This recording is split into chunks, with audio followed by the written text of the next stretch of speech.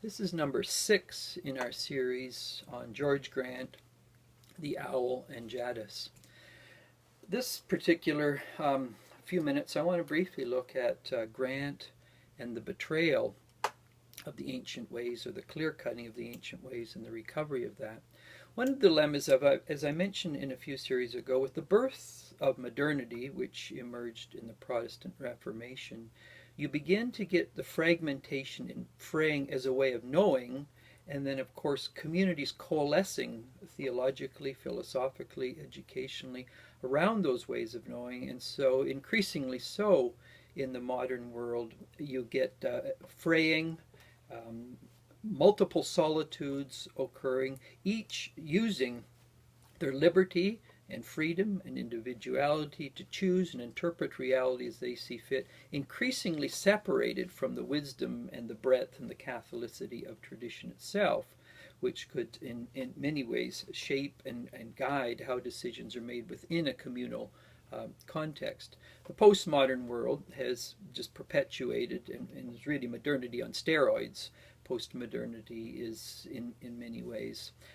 What is common to many of these people, and this is what Grant argued in his work in Enfolded, we are enfolded in certain principles that become creeds of the modern world that people just do not question.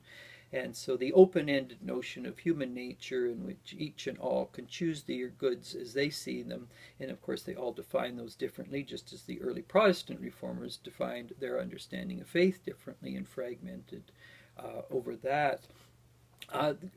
This has put people in a position, added to what C.S. Lewis calls chronological snobbery, sort of a progressive liberalism, that the newest is the truest and the best. Why would we even care about those in the past? And then it's caricatured as the Dark Ages.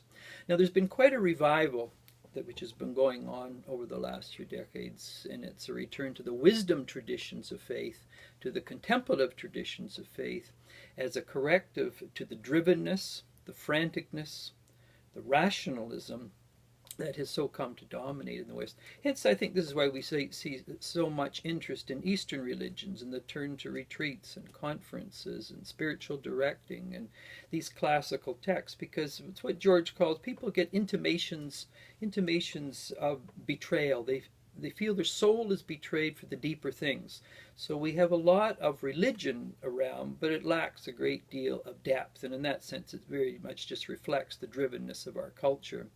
And so George Grant, he and many others are playing and have played a significant role in trying to retrieve or recover the ancient ways, to return to the ancient wells and the life-giving waters of this.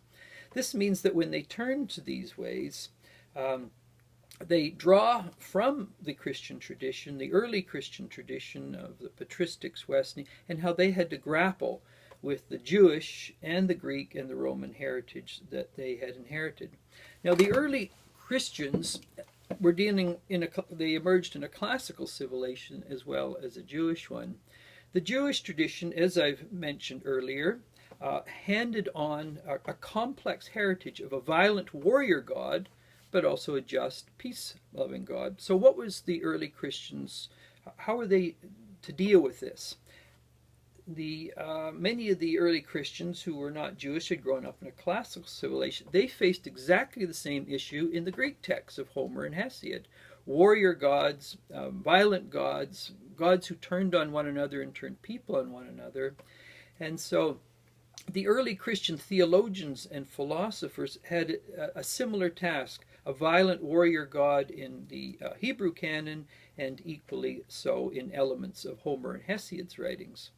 And so the early post-apostolic and Christian theologians and philosophers, their quest was twofold.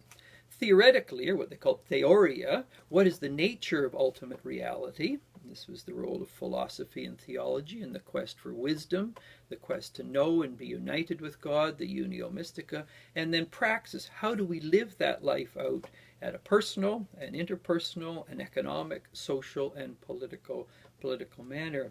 And so part of the recovery of the great tradition is recovering a contemplative, a wisdom, and a just political way of knowing and being that certainly raises pungent and poignant questions about the warrior gods that we find both in the Hebrew tradition and elements of the Greek mythic tradition, particularly in Homer, Hesiod, and certainly in Virgil later.